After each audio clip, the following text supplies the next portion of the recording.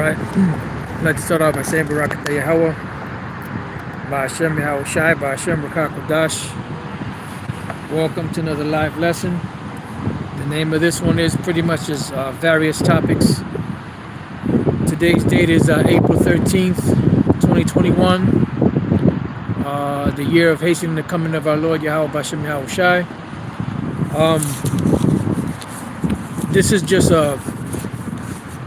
pretty much a lesson centered around, I was listening to the scriptures earlier in the book of Genesis, and started thinking about how you have these individuals, which I might have to shut this down and go to the truck because it's a little windy out here. I don't know if the wind is distorting the sound. If it is, and I'll just go in the truck and just do the lesson in there. So just let me know if if the wind is disrupting the sound. And like I said, I'll move it to the truck. But anyway, okay, cool. All right, so this is based off of, it's various topics, so it's based off of some scriptures I was listening to in the book of Genesis earlier, and just got me to thinking how you have a lot of books out there written, which the scriptures warn us about that in the first place. Let's go there real quick. In the book of Ecclesiastes, you have a lot of books written and a lot of confusion out there concerning the creation story, concerning the Bible. A lot of different so-called scholars and so-called theologians, so-called philosophers and people of other schools of thought that say that the Bible and the creation story and the flood and all that took their clue from Mesopotamia, from Sumer, the Enuma Elish and all of those other books. They're trying to say that the Bible pretty much bit those stories, and that's not the case. The problem is, when it comes to that, is that, like, I was meditating on this, like, okay, let's say a breaking story happens and you have different news outlets out there. You have NBC, CNBC, you have ABC, you have Channel 13, Channel 9, or whatever local news you have in your area. Then you have your RTs and your CNNs, your Al Jazeera, Press TV, so on and so forth. And a breaking story happens, and let's say RT reports on that breaking news, and then later on in the day NBC reports on it. Now, was NBC biting off of RT? No. It was a breaking news. It was something that actually happened, but one particular person that witnessed it wrote it down before the other people were able to do it. And this is the case with the creation story, with the flood story, and all that. You got to remember that everything back then that happened, people knew about it back then, and they were talking about it. So just because they were talking about it, and you had a book that was written before the actual Bible was written, does not mean that those particular people came up with those stories, that they were the originators of those stories. Everything was oral back then. And this is the reason why the Lord had respect unto Abel and his sacrifice, and he didn't have respect unto Cain and his sacrifice. So now, why would the Lord put someone at fault if they don't know? The scriptures even say that the Lord said that at our ignorance he winked at. So why would you put someone at fault if they don't know your rules or your regulations? And the reason why the Lord had respect unto Abel and to his sacrifice, and he didn't have respect unto Cain and to his sacrifice, was because the law back then was oral. So everything that we that we read about today, you know, concerning the scriptures, really like to say that the law and let's say like the flood story, the creation story, and things of that nature. At one time, it was all oral. Then, in process of time, as nations started to build from Noah's three sons, Shem, Ham, and Japheth, they started to have communities among themselves. They started to have governments among themselves, and eventually, they started to have a written language. It wasn't no longer oral, and the written language helped to record and document down, you know, the thoughts of the day, so to speak. You know, which today, you know, you committed to writing, and so it won't be forgotten, a record. And that's pretty much what took place back then.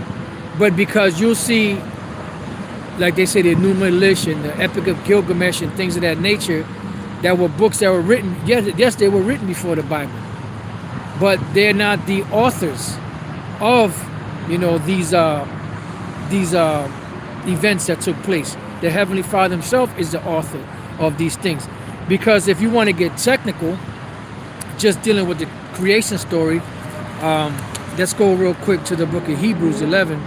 Dealing with the creation story, my question is, what man or woman was actually alive at the time when the creation was happening? And I'll wait. And the answer is none, because man had not been created until the 5th day or the 5,000th year. So this is why the Apostle Paul wrote this to the Hebrews 11:1. Now faith is the substance of things hoped for, the evidence of things not seen. So this is why faith is so important, because none of these people that claim that these books are more authentic than the Bible, none of them witnessed the creation. There was no man on earth, because the earth wasn't created yet, that was able to witness all of these things that happened. Why do we believe it? We believe it by faith. We believe it because the Lord wrote it in the book, and because the Lord gave us the ability to believe that.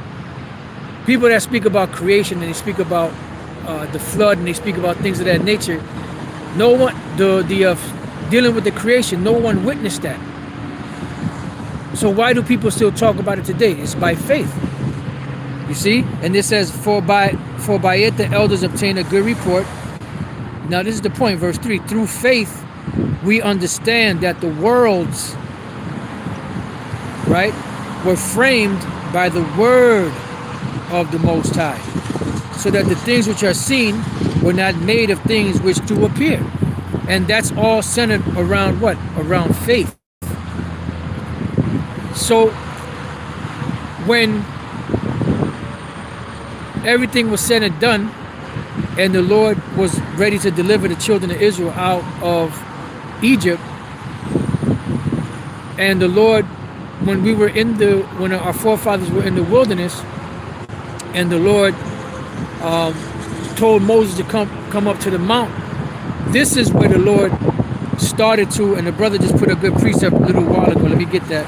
This is where the Lord started to give the actual blow-by-blow account of what actually happened. Because by this time that Moses was about to write the actual records of the creation and things that happened, there were a lot of myths and a lot of fables centered around that whole creation story and other things that took place, the flood and so on and so forth. You see? So this is why the Lord put the Spirit on Moses to write these things down. So now let's get to our 1 Timothy 1:4. Neither give heed to fables and endless genealogies, which minister questions rather than godly edifying, which is in faith so do. Yeah, because these fables, they gender questions. They're not cemented in facts. They're cemented in theories. They're cemented in the thoughts and the imagination of the person that was writing it at the time. And this is what happens, you know. And this is why the Lord said, okay, after all the smoke cleared, now I'm going to give you the true record of what took place. And this is why the book of Genesis, the first chapter, the first verse starts off, in the beginning, God created the heaven and the earth. So this is the record of what actually took place from the beginning. But what happened was, at the time when men began to multiply on the earth, you know, there was an oral tradition of these things being spoken. So all nations knew about the creation story. That's why when you go to all these different nations, they have written about it. They talk about it. Every nation out there speaks about the flood. Every nation out there speaks about, you know, the creation story. Does that make them the authors of it? No. They heard what went down and they wrote it down, because everything back then was oral. And eventually somebody wrote it down. Just like if a breaking story happens and one news company reports on it, that doesn't make them the author of that story. That only makes them one of the people, or one of the first people that reported on it. But that doesn't make them the authors of that story. And this is why the Lord came back and told Moses exactly how it went down. There's a reason why Moses was up in the mountain for 40 days and 40 nights. And the Lord didn't only give him 10 commandments. He gave him the books that we read about from Genesis to Deuteronomy, the first 5 books. And then also he showed him many great mysteries, which we're going to read about. But before I read that precept in the Apocrypha, what I want to do is I took some still shots of Genesis creation narrative from Wikipedia, right? And see, this is where a lot of confusion comes in. That's where the Lord said he's not the author of confusion. Because when man tends to try to control and tell the narrative of the Heavenly Father, they tend to write things down according to what they feel, according to their theories, according to their beliefs, according to their philosophy, not according to the facts of what actually happened. And this is what it says. It says the Genesis creation narrative is the creation myth. See, there you go with the word myth, of both Judaism and Christianity. The narrative is made up of 2 stories, roughly equivalent to the first 2 chapters of the book of Genesis. In the first, Elohim, which is Alahayim, the Hebrew generic word for God, creates the heavens and the earth in 6 days, then rests and blesses us and sanctifies the 7th. An example, the biblical Sabbath.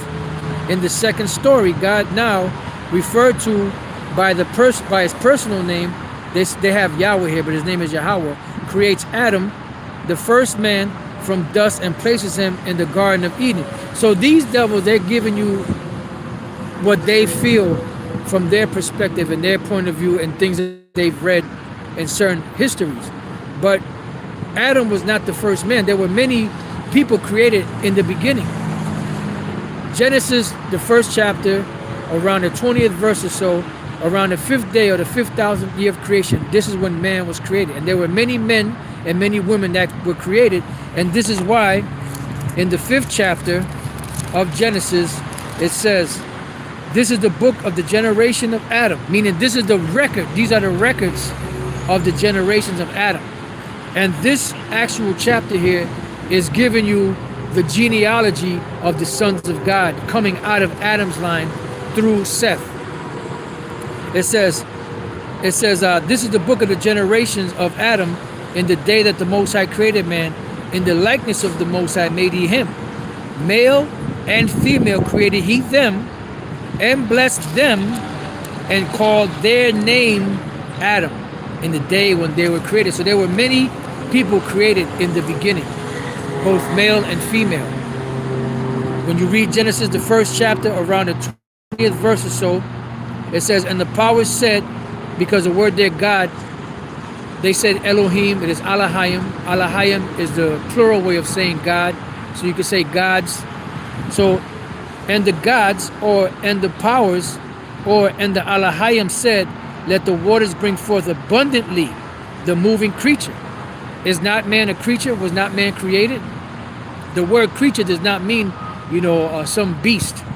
The word creature does not mean some monster. The word creature simply means to create. So the Lord said, and the power said, let the waters bring forth abundantly the moving creature that hath life. Does not man have life? Are they not a creature? Do they not move? And fowls that may fly up above the firmament in the open firmament of heaven. So in the beginning there were many men and women created. Going back to the history. This is why I said, and the powers blessed them and called their name Adam. So going back to this madness here, it says,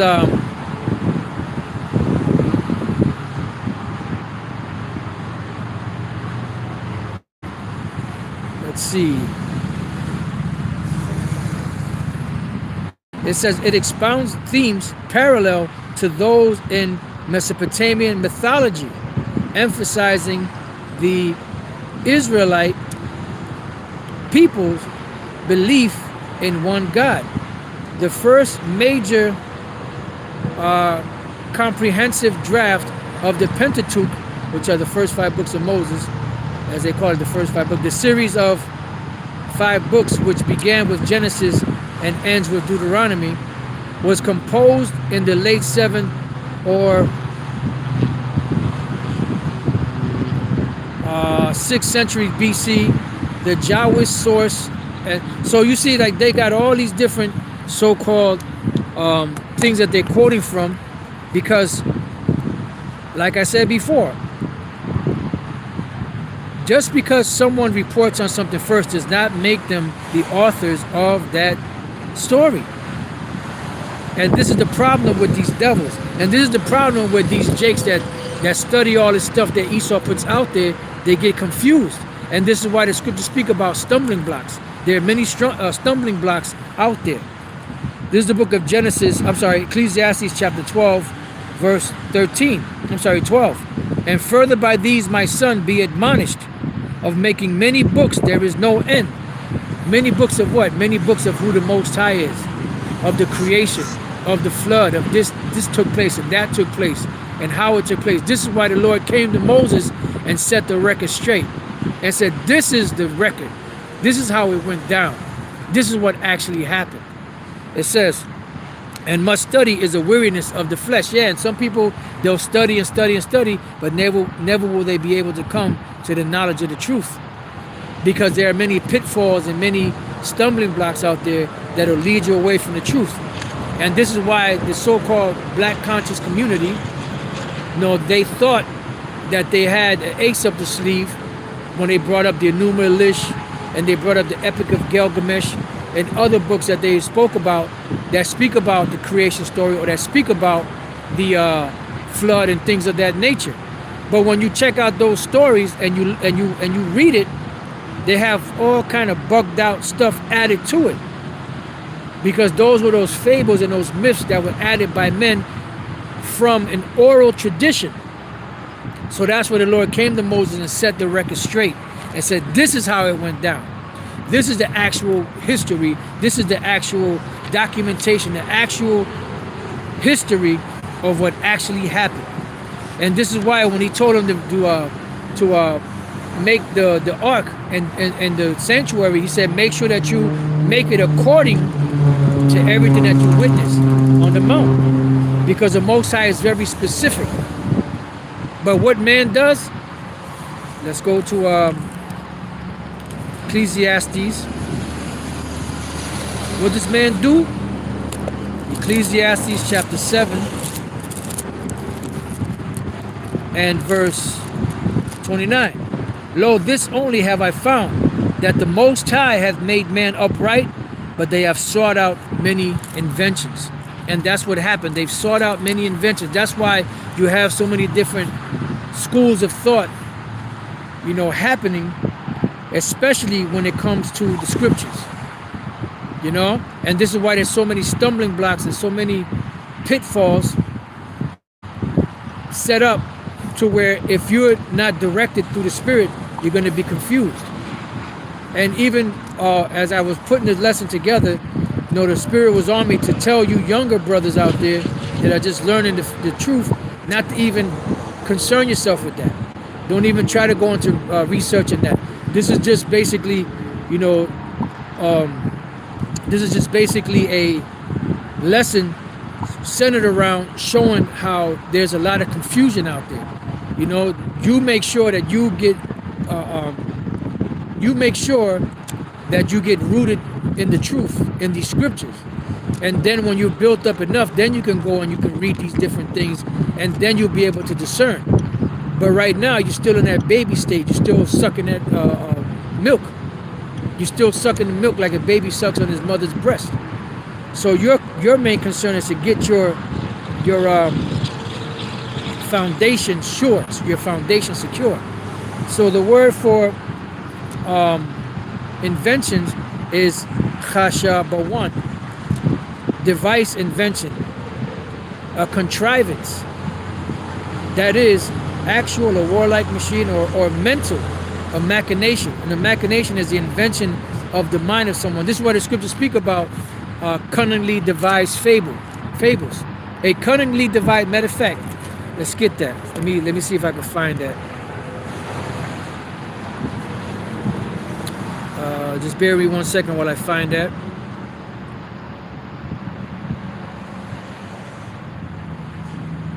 Let me just let this load up.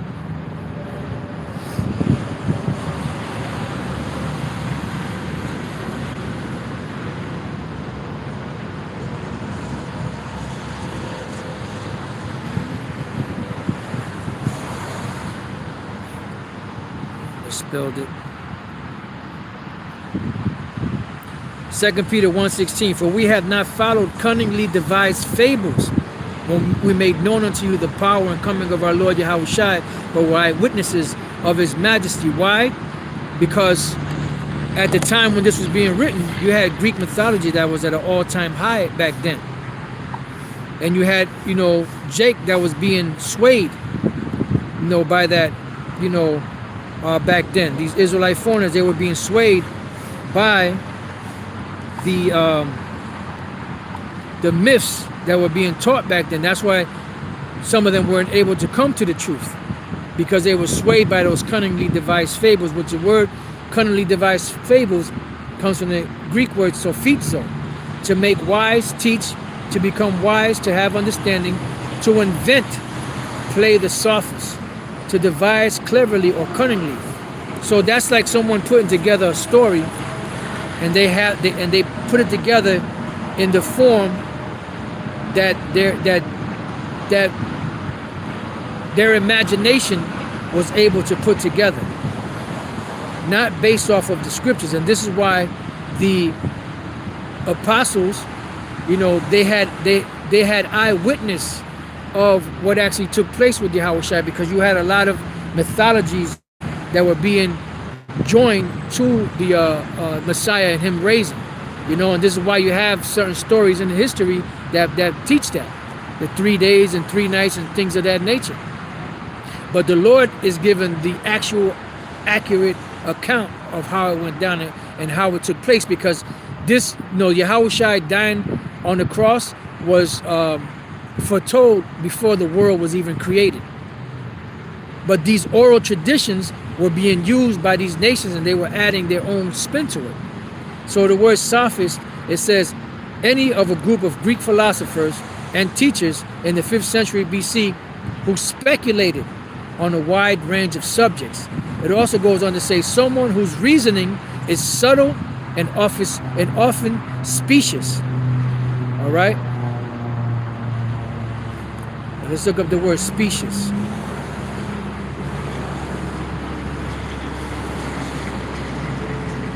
Specious, plausible but false. And that's what a sophist was a person that claimed to be wise, but their knowledge was flawed.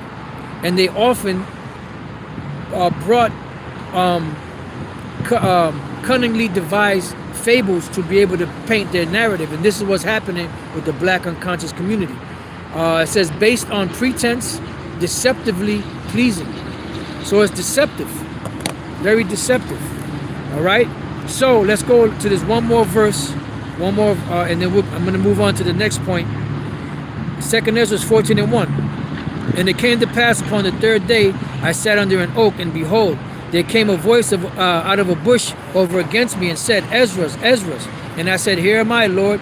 And I stood up upon my feet. Then said he unto me, In the bush I did manifestly reveal myself unto Moses, and talked with him when my people served in Egypt. And I sent him and led my people out of Egypt, and brought him up to the mount of Sinai, where I held them by me a long season. See? And told them many wondrous things, because the Lord was setting the record straight as to what actually took place, that all of these nations only heard about through oral tradition. But the Most High gave the actual thing that happened and gave it to Moses, and told him many wondrous things, and showed him the secret of the times and the end, and commanded him, saying, These words shalt thou declare, and these shalt thou hide.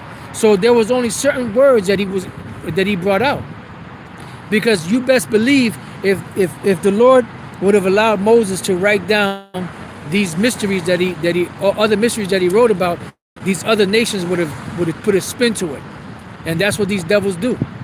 All right, now what I want to do is I want to switch gears to another point that I was listening to earlier in the book of Genesis, in the 13th chapter, which kind of hit me, which was like, this is a chapter where it speaks about Abraham, receiving riches, so on and so forth. But,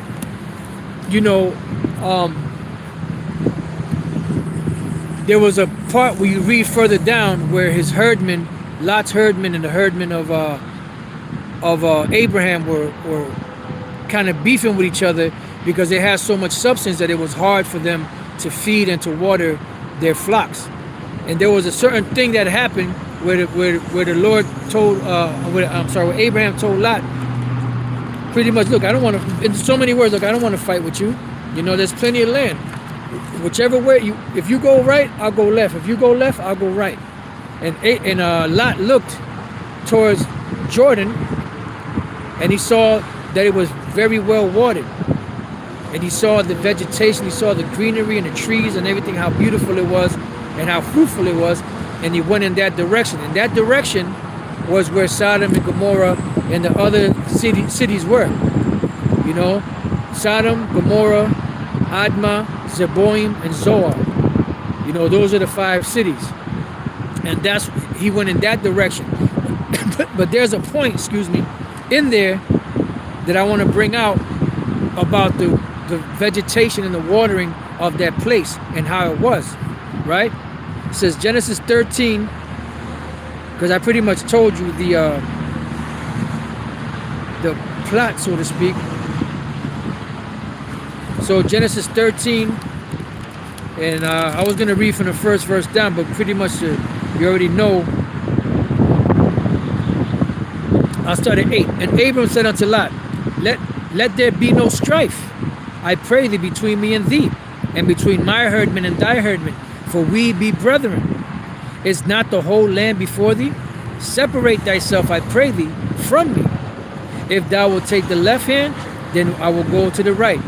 Or if thou depart to the right hand, then I will go to the left.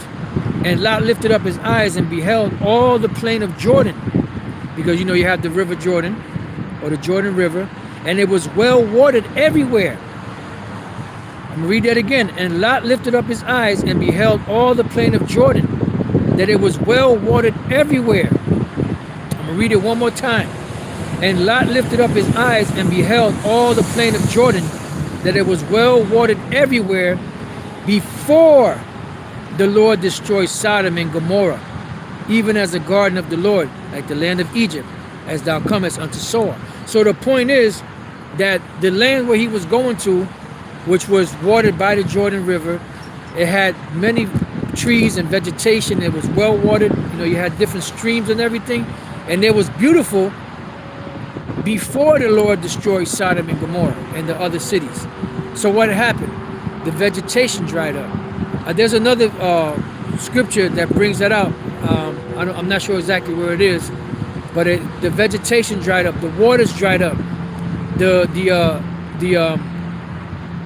fruitful soil of the land stopped bearing, you know, these fruits. And when I heard that, it reminded me of America and how the Lord's going to destroy all of America, and all these waters that you see in America, they're all going to be dried up. Okay, so I got a couple of precepts on that. Let's go first and foremost to Isaiah the 34th chapter. And Isaiah the 34th chapter is a chapter, the Lord warning all of these different nations that the nation that's ruling today, the Edomites, they're going to be destroyed, and their land is going to be destroyed. The land being here in America. It's not talking about ancient Petra or Edom. It's talking about here in America, because ancient Petra or ancient Edom was not destroyed by fire. It was not destroyed by nuclear destruction, and that land is going to be inhabited again. The Lord said, when this place is destroyed, it'll never be inhabited again, because that land is going to be given as an inheritance to the tribe of Judah. You can read Amos, the 9th chapter, 12th verse. You can read Obadiah, the 1st chapter, the 19th verse. So the land of Edom will not be destroyed in this fashion, to where there will never be an inhabitant there again, because the tribe of Judah will inherit that land. So what is Isaiah 34 talking about? It's talking about the new capital of Esau, which is America, Babylon the Great, the new Basra. All right, so Isaiah 34, and we're going to go straight to the point. We're going to go to verse 8. For it is a day of the Lord's vengeance and the year of recompenses for the controversy of Zion. So the Lord is judging these nations, and specifically Esau, who is the head of these nations today, who is the one that has sway over the whole entire planet. That's why the scriptures say that Esau is the end of the world and Jacob is the beginning of it that followeth. They're going to be the ones ruling when the Lord comes back to bring forth his judgment, and they're the main people that the Lord has a beef with when it comes to the controversy of Zion, for what these nations, beginning with Esau, have done to our people, the so-called Negroes, Latinos, Native American Indians, which are the nation of Israel. And wherever they may be scattered and whatever they may look like, as long as their lineage and line goes back to one of the tribes of the nation of Israel, from Judah all the way down to Issachar. So verse 9 says, and the streams, what are streams? Those are waters. And the streams thereof shall be turned into pitch. See? And what is pitch? Well, let's get it. Let's go to that same chapter. You know, you have burning pitch. You know, you have when the Lord dries. What is that? Isaiah 34. When the Lord dries, when you see the fire hit, or when fire destroys places, then you have the residue,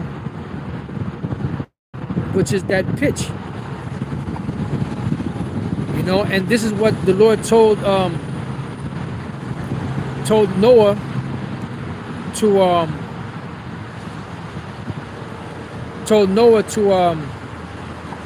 to hit the inside of the ark with, and the outside of the ark, because what that did was that waterproofed the ark so the water wouldn't get in.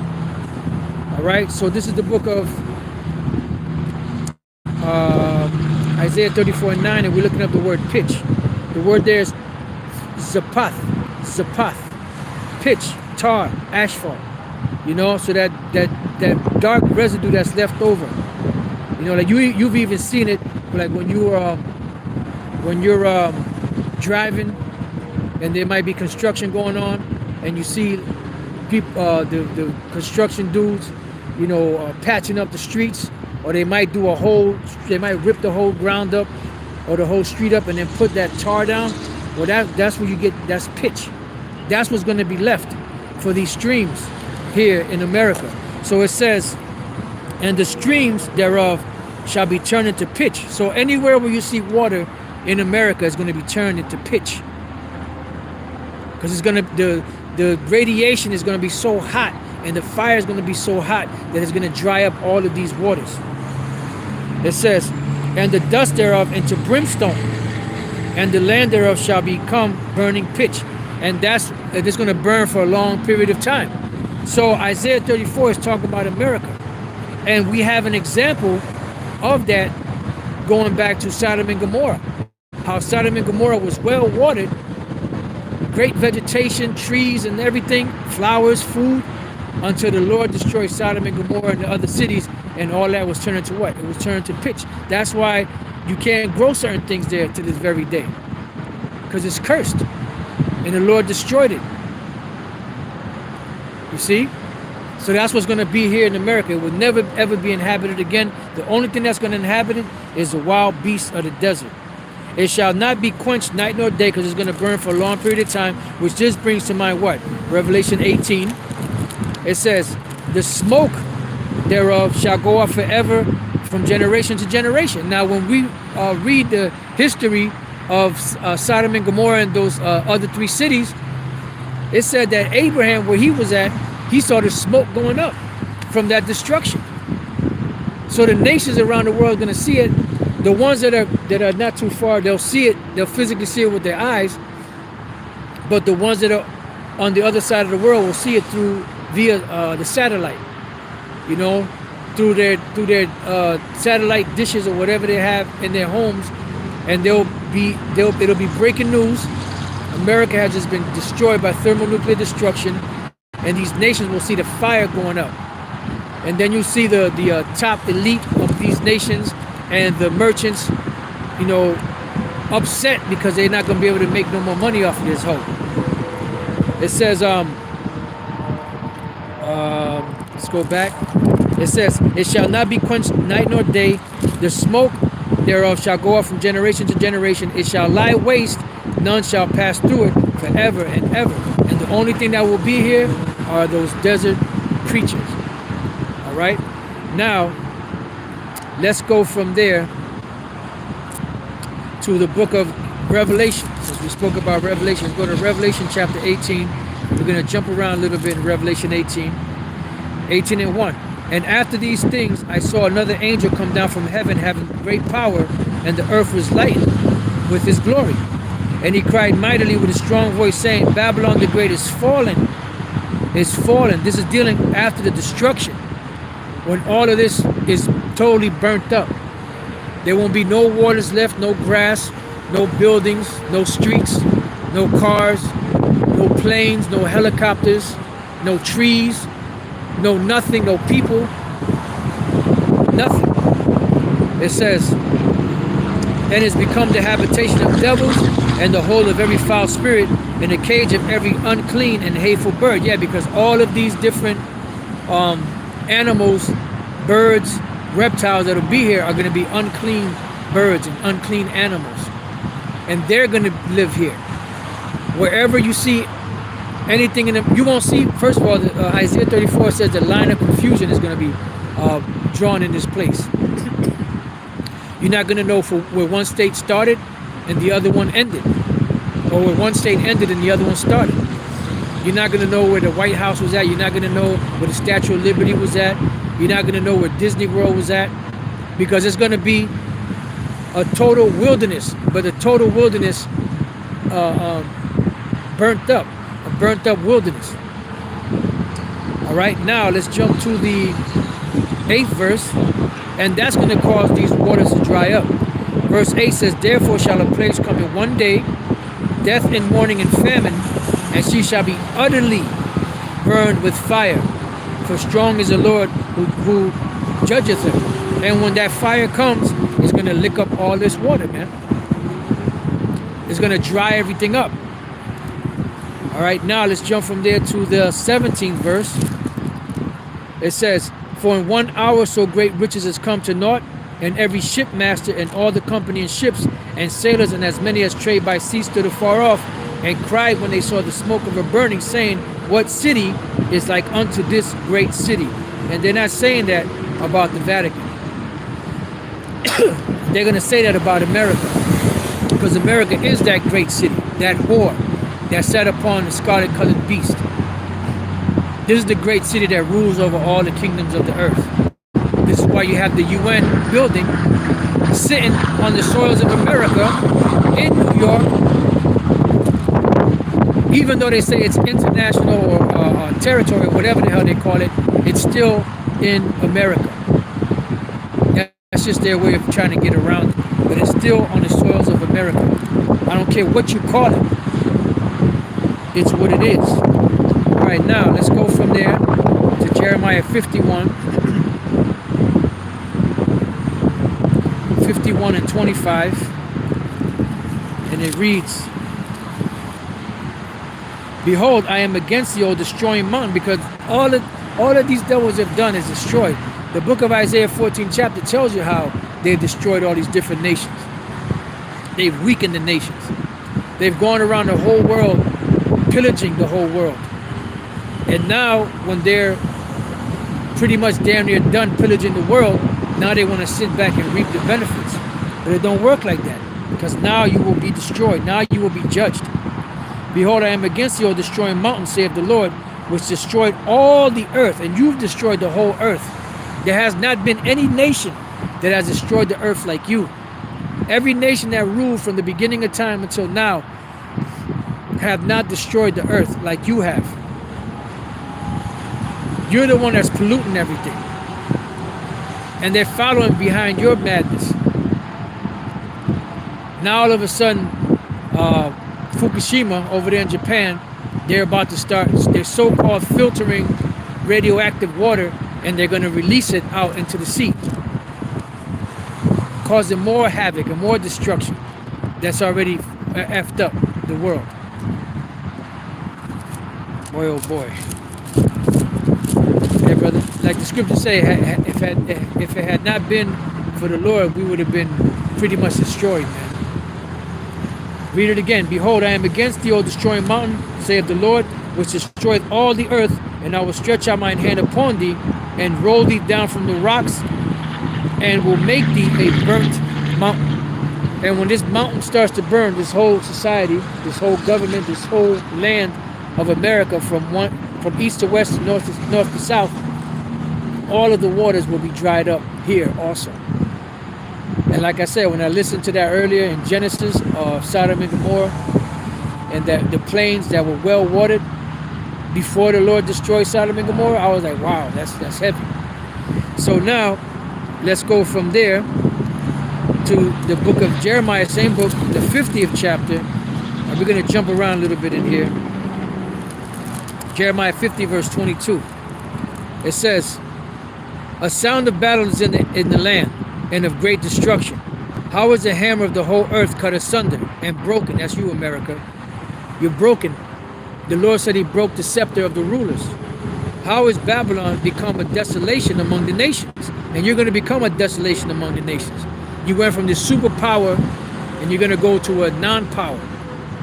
I have laid a snare for thee, meaning a trap, and thou art also taken, O Babylon. So the more you push your New World Order and your agenda, the closer you get to your destruction. And thou wast not aware, thou art found and also caught, because thou hast striven against the Lord, because you're fighting against the Lord, and he's going to kick you in the ass. The Lord hath opened his armory, which is what? His missiles, and has brought forth the weapons of his indignation. What are the weapons of his indignation? Nuclear weapons, these nuclear missiles. It says, for this is the work of the Lord power of hosts in the land of the Chaldeans. And America is the modern day Chaldeans, which the Chaldeans were the wise men back then in this time. It's come against her from the utmost border, open her storehouses, cast her up as heaps, and destroy her utterly, let nothing of her be left. So there will not be anything left here. When the Medo-Persians took over Babylon, there was no major war. It was just a takeover. There were no fires. There was no destruction. It was just a takeover. Darius the Mede came in and took over Belshazzar, I believe his name was. Belshazzar, I think Belteshazzar was Daniel, and Belshazzar was the king. and just took them over. There was no great war. There was no great fire that destroyed Babylon. Babylon was not decimated. It was not totally destroyed. It's still there to this day. So what is this talking about? This is talking about here, modern day Babylon, which is America, Babylon the Great. Say all her bullocks, let them go down to the slaughter. Woe unto them, for their day has come, the time of their visitation, because the Lord is visiting you. All of these prophecies you see, is the Lord visiting you in the last days. The voice of them that flee and escape out of the land of Babylon, to declare in Zion the vengeance of the Lord our power, the vengeance of his temple. And this is why the Lord is destroying this place, to revenge us. Because ever since the devil, Edomites, came to this land, from Canada all the way down to South America, they've caused nothing but misery to the so-called natives that were here, which were also tribes of Israel. Those are the 10 tribes of Israel. Then you had Judah, Benjamin, and Levi, the southern kingdom, brought over here during the 1500s, mainly into the 1600s, and they were made to serve slavery and serve as slaves for nothing, for no pay, lynched and castrated and killed and raped, you know? So the Lord is going to pay you back. The Lord is going to pay you doubles back. It says, call together the archers against Babylon. The archers are a representation of those nations around the world that have the missile capability. All ye that bend the bow is the nuclear silos. Camp against it round about, let none thereof escape, because you're not going to escape. Anything that's on the shores of America, when the destruction comes, is not going to escape. Recompense her according to her work. And you've done a disaster of work on the planet. It says, according to all that she hath done, do unto her. So this place, when it goes up in smoke, is going to get pummeled. When it goes up in smoke, it's going to get pummeled. All right? It says, do unto her, for she hath been proud against the Lord. For she hath been proud against the Lord, against the Holy One of Israel. And you're puffing against the Lord. You think you can fight against the Lord. The Lord is going to smash you. Therefore shall her young men fall in the streets, and all her men of war shall be cut off in that day, saith the Lord, because the Lord is coming back as an angelic power. He's not coming back as a man. You're going to be fighting an impossible fight. Behold, I am against thee, O thou most proud, saith the Lord power of hosts, for thy day is come, the time that I will visit thee. And the most proud shall stumble and fall, just like your man, Creepy Joe, was falling up them stairs. And the most proud shall stumble and fall, and none shall raise him up. And I will kindle a fire in his cities, and it shall devour all round about him. And that includes all of the waters of this place. It's going to be pitch. Now let's jump to the 35th verse.